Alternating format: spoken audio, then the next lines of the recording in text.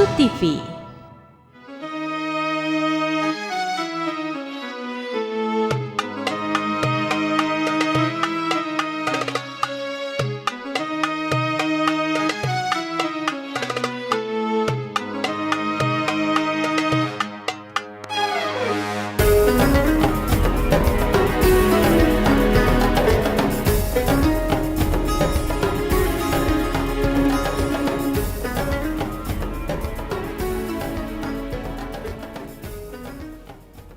Assalamualaikum warahmatullahi wabarakatuh. Bismillahirrahmanirrahim.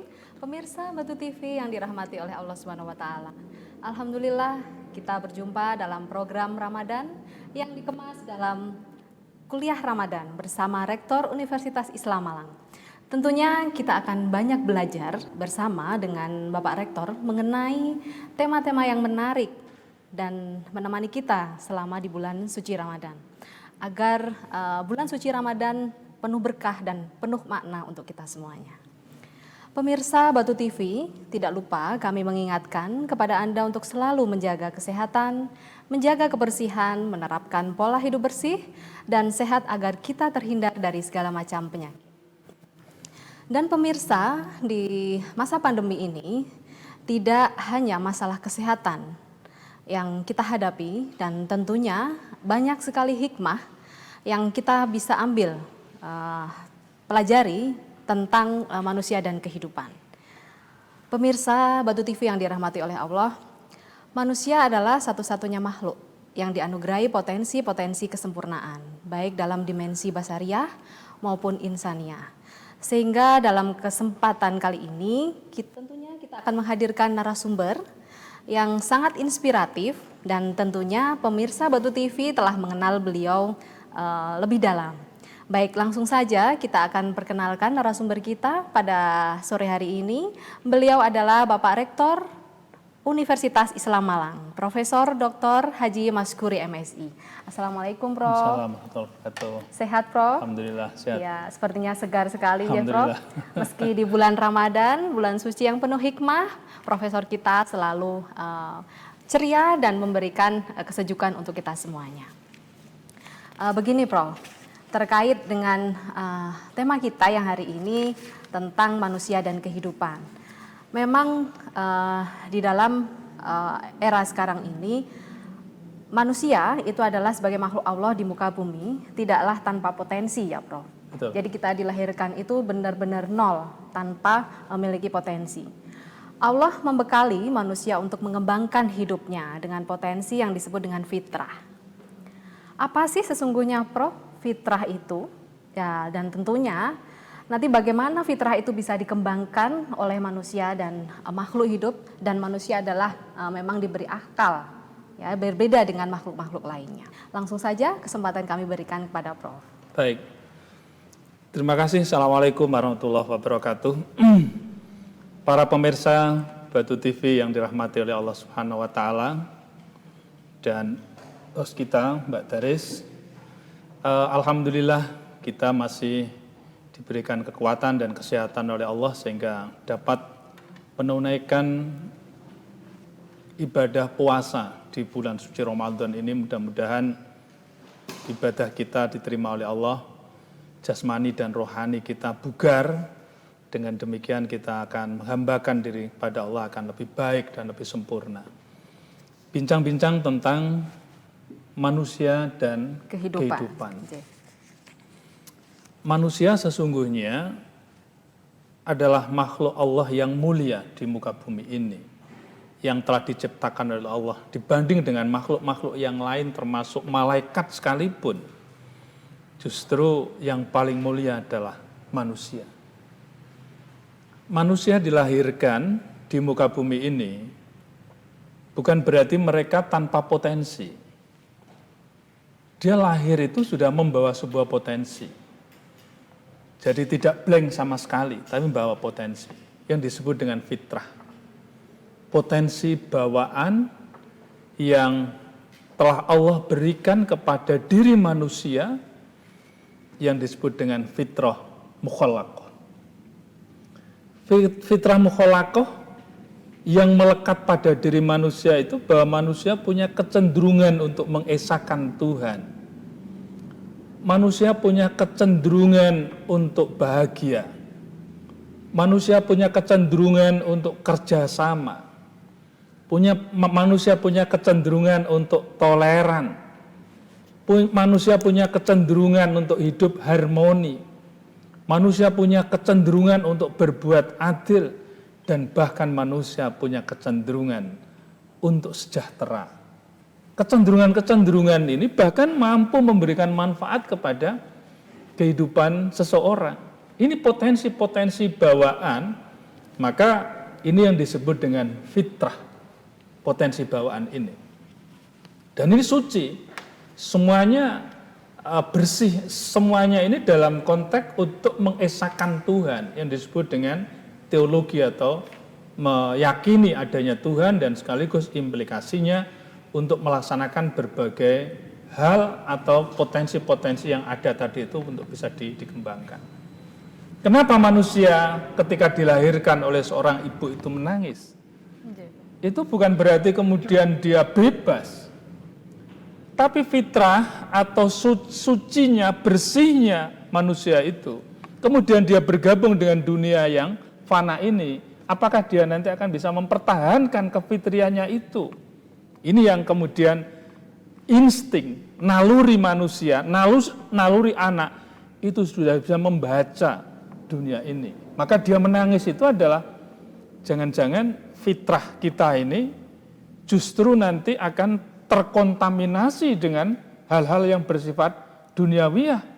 Dan mereka akan meninggalkan sedikit demi sedikit, tererosi fitrah itu yang kemudian tercerabut dari fitrah kemanusiaannya itu. Ini yang kemudian anak itu menangis. Jadi bukan berarti menangis itu karena bebas dari kandungan seorang ibu, tapi dia menangis itu karena dia apakah bisa mempertahankan kefitrahnya itu atau tidak. Nah, keadilan Tuhan kepada manusia dalam hal ini, Allah itu menciptakan manusia dan sekaligus diberikan bekal. Kan luar biasa kan? Betul. Bekal yang positif tadi itu.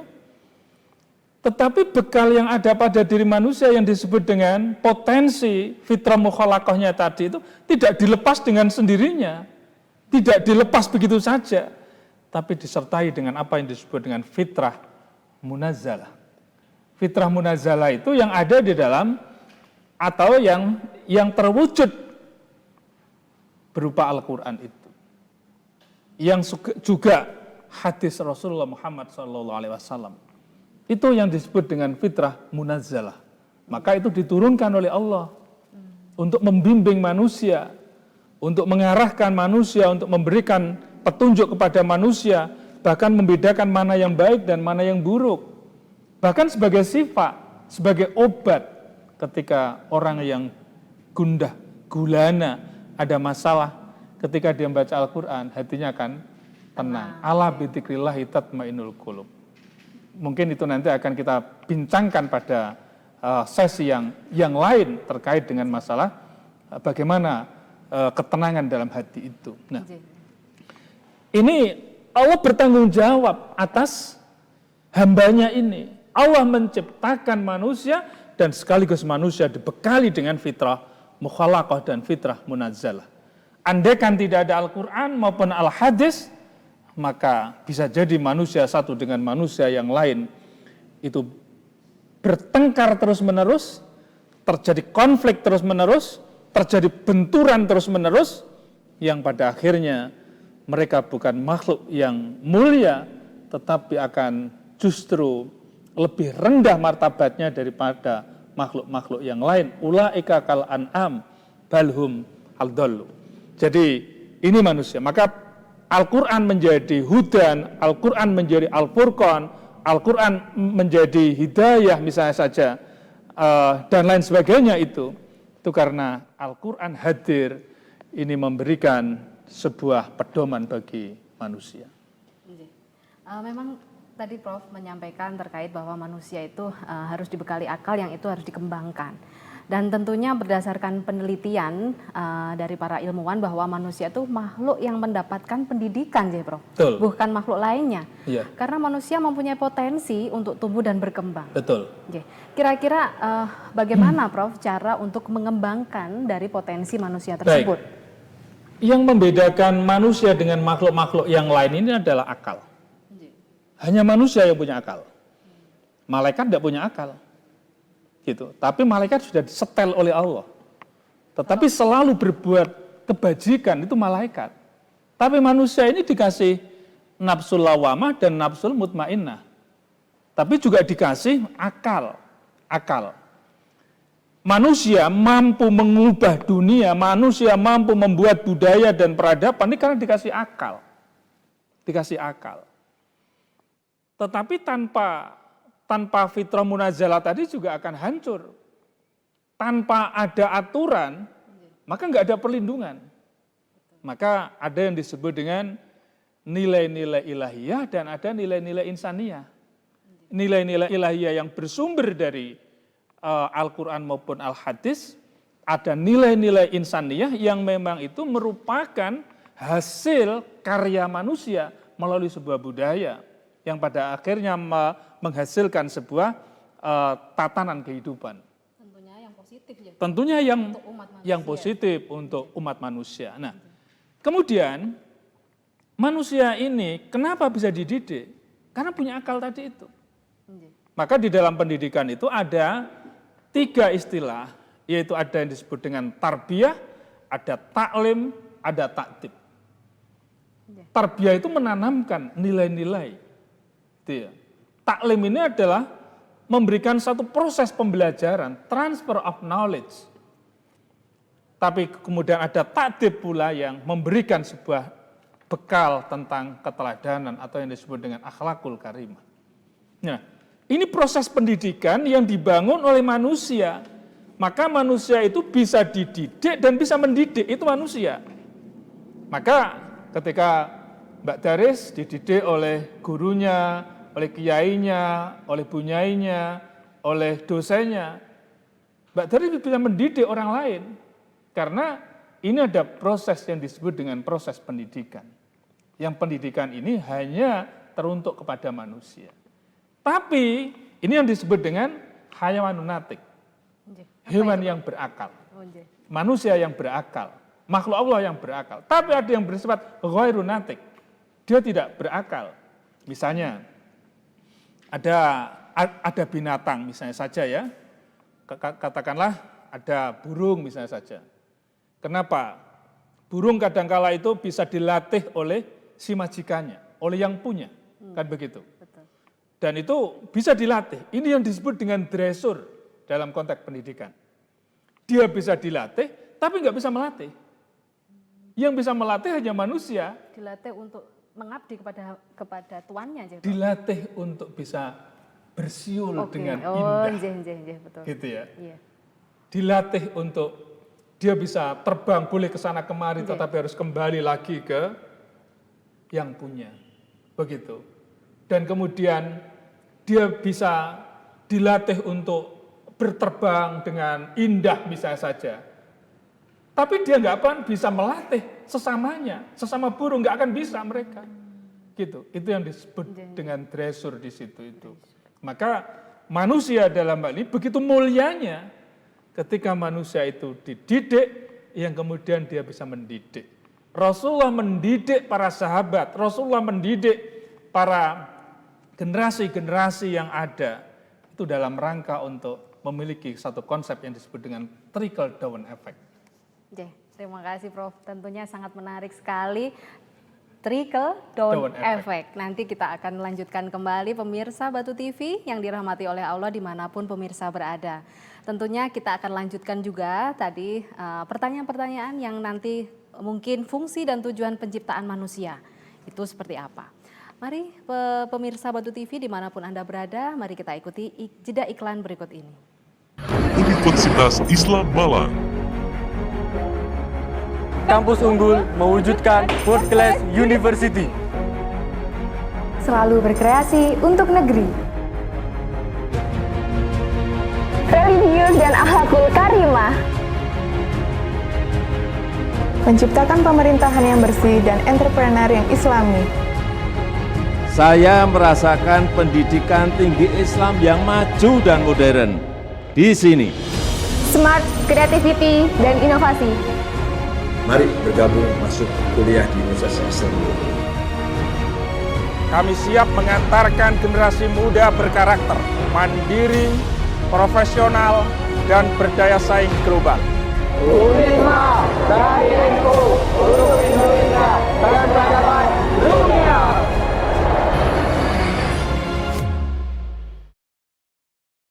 Universitas Islam Malang. Kampus unggul mewujudkan World Class University. Selalu berkreasi untuk negeri. Religius dan akhlakul karimah. Menciptakan pemerintahan yang bersih dan entrepreneur yang islami. Saya merasakan pendidikan tinggi Islam yang maju dan modern di sini. Smart, creativity, dan inovasi. Mari bergabung masuk kuliah di Universitas Islam. Kami siap mengantarkan generasi muda berkarakter, mandiri, profesional, dan berdaya saing global. Unisma, Bahirinku, untuk Indonesia dan peradaban dunia.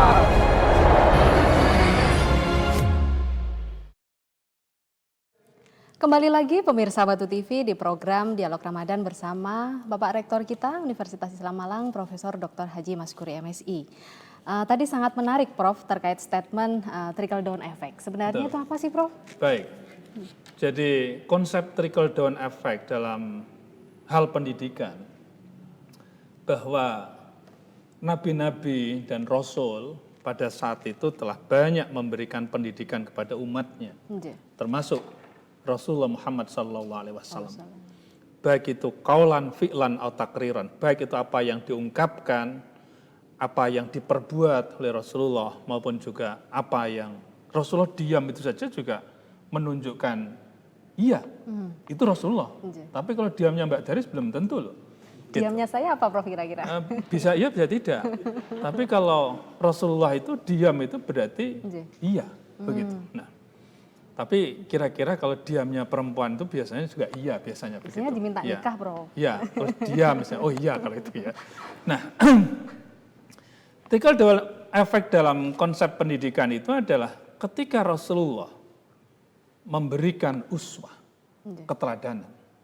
Ketika Rasulullah menyampaikan pesan-pesan kepada para sahabat. Pesan-pesan itu sebagai sebuah pengetahuan bagi para sahabat, sebagai sebuah pemahaman, sebagai ilmu. Tapi sahabat sih tidak cukup sampai pada sahabat itu sendiri. Tapi kepada istrinya, kepada anaknya, kepada tetangganya, kepada keluarganya, kerabatnya. Nah, kerabat-kerabat ini tidak sampai kepada kerabat itu. Nanti suatu saat juga akan pada generasi berikutnya. Ini turun-temurun. Ibarat air mengalir itu, dia mencari celah-celah terus akan mengalir. Sepanjang masih ada celah mereka akan mengalir terus-menerus. Begitu juga konsep pendidikan.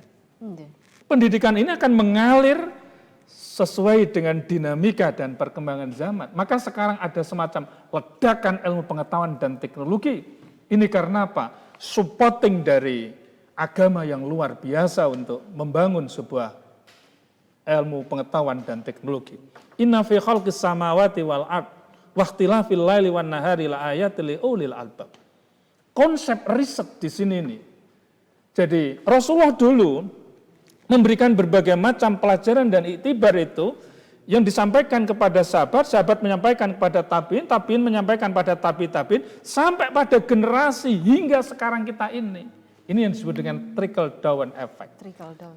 Jadi terus berdampak kepada lingkungan di mana saja lingkungan itu berada. Itu pendidikan. Maka ajaran Islam atau Islam yang telah hadir di Arab, ya, kemudian ini sampai ke seluruh benua di dunia ini karena ada konsep trickle down effect tadi, dibawa oleh para gujarat, dibawa oleh para dai, dibawa oleh para pendidik, dibawa oleh siapapun yang memang dia punya tugas dan tanggung jawab untuk menyebarluaskan ajaran Islam itu.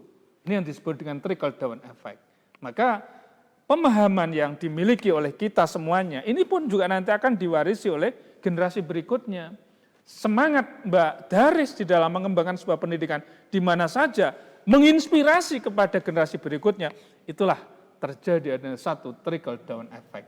Maka proses pendidikan itu adalah melalui proses imajinasi, kemudian imajinasi itu berdampak ke inspirasi, inspirasi dampak ke kreativiti, kreativiti berdampak ke inovasi, inovasi berdampak ke produktivitas. Dan ini tentunya nanti akan menjadi profesionalitas. Dan pada akhirnya itu wujud sebuah budaya dan peradaban. Baik.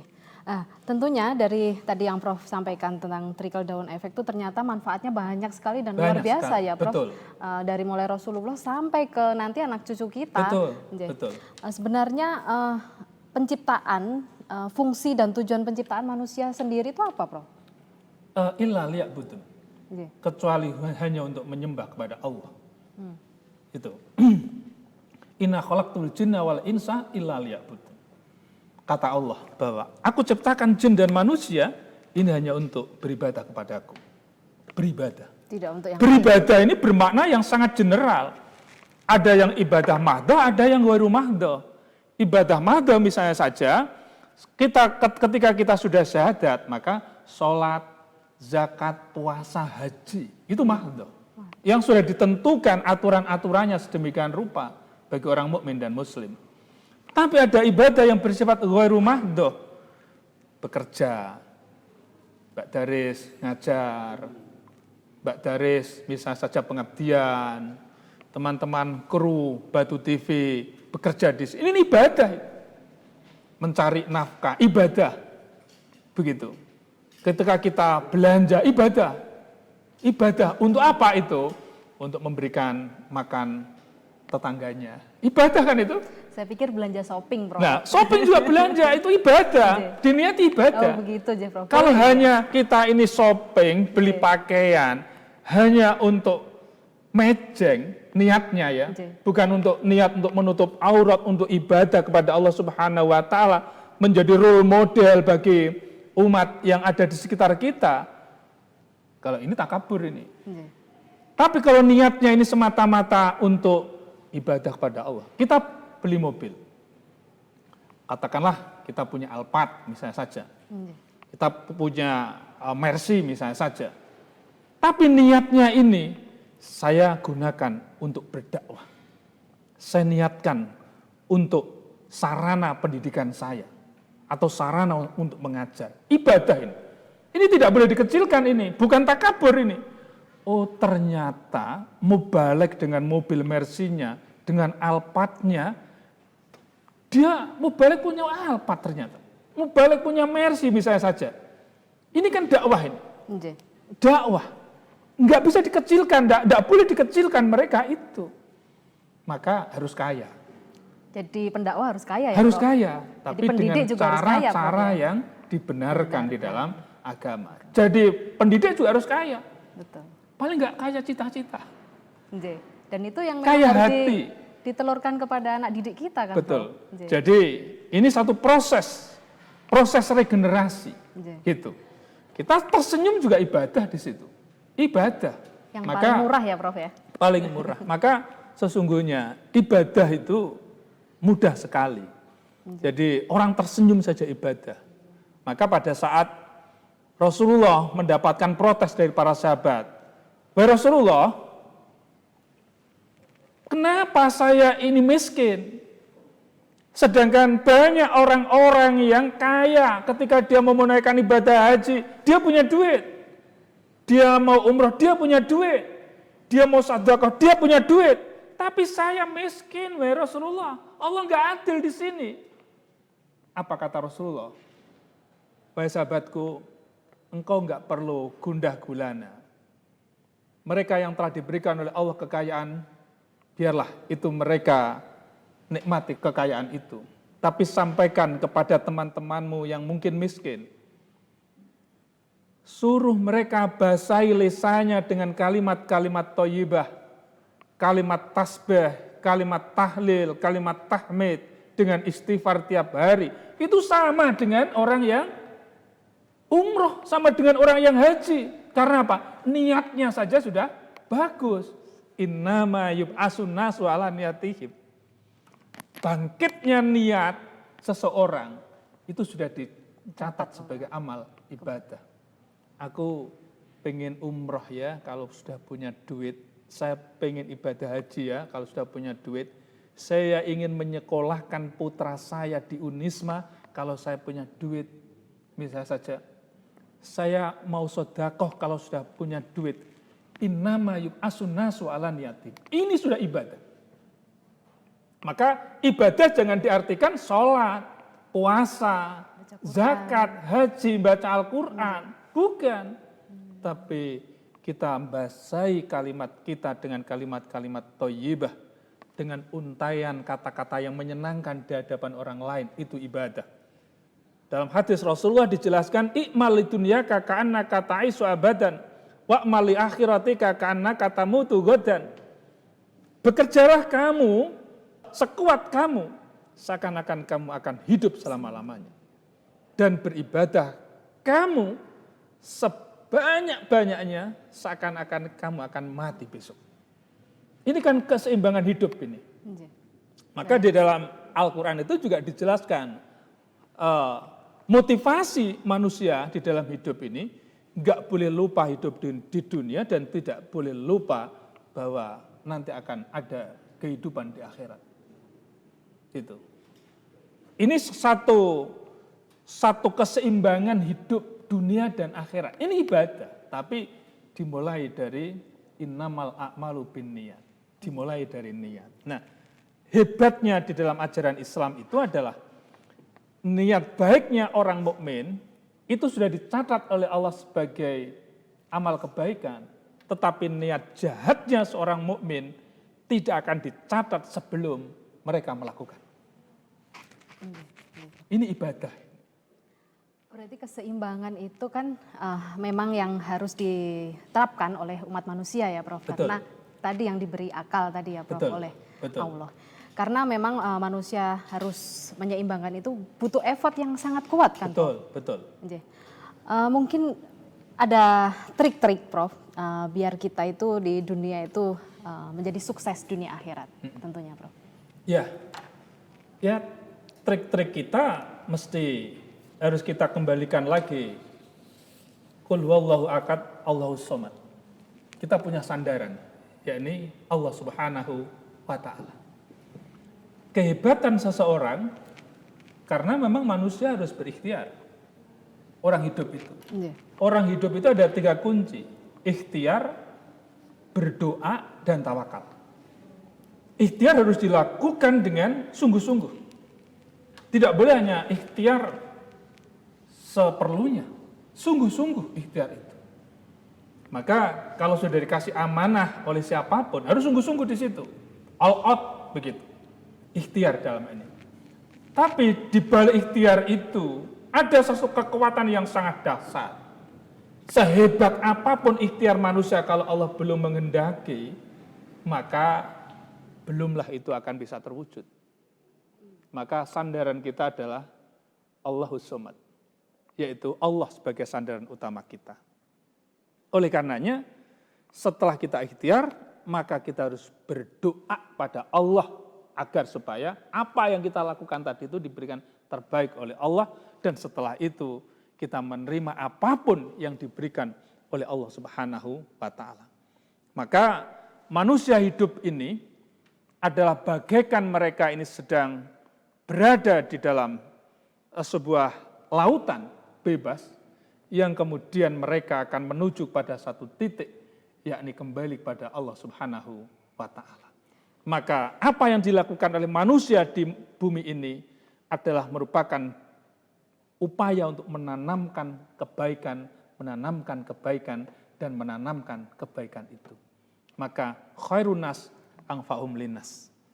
Para pemirsa Batu TV, Demikian, mudah-mudahan kita sebagai hamba Allah, sebagai manusia ciptaan Allah, kita mampu meletakkan diri kita di mana saja untuk selalu menanamkan kebaikan, dan menanamkan kebaikan itulah sebagai jembatan untuk meraih kesuksesan ukhrawi yang lebih abadi. Demikian dan terima kasih. Alhamdulillah Prof, sangat menarik sekali perbincangan kita pada sore hari ini, pemirsa Batu TV dimanapun berada. Dan tentunya pada kesempatan kali ini saya mengucapkan terima kasih Prof atas waktu dan ilmunya yang sudah disampaikan kepada pemirsa Batu TV dimanapun Anda berada. Dan di penutup ujung pertemuan kita hari ini, kita nantikan closing statement yang akan disampaikan oleh profesor kita. Baik, terima kasih. Manusia hidup di dunia ibarat dia sedang mengarungi lautan. Ketika mengarungi lautan di sana banyak badai yang kadangkala menerjangnya. Tetapi kesabaran yang ada pada diri manusia harus tetap menjadi bagian yang tidak terpisahkan untuk menggapai satu titik tujuan, yaitu Allah Subhanahu wa Ta'ala. Oleh karenanya, hidup di dunia ini kita harus menanamkan satu monumen-monumen yang terbaik, prestasi-prestasi terbaik, bekas-bekas yang terbaik, agar supaya bisa dikenang oleh manusia sepanjang zaman. Demikian, wallahul muwaffiq ila aqwamit thoriq. Wassalamualaikum warahmatullahi wabarakatuh. Waalaikumsalam warahmatullahi wabarakatuh. Alhamdulillah telah usai perbincangan kita pada sore hari ini, pemirsa Batu TV yang dirahmati oleh Allah. Terima kasih kami dan tim mengucapkan, dan terima kasih atas segala perhatian. Mohon maaf atas segala kesalahan. Wallahul muwaffiq ila aqwamit thoriq. Wassalamualaikum warahmatullahi wabarakatuh. Waalaikumsalam warahmatullahi wabarakatuh.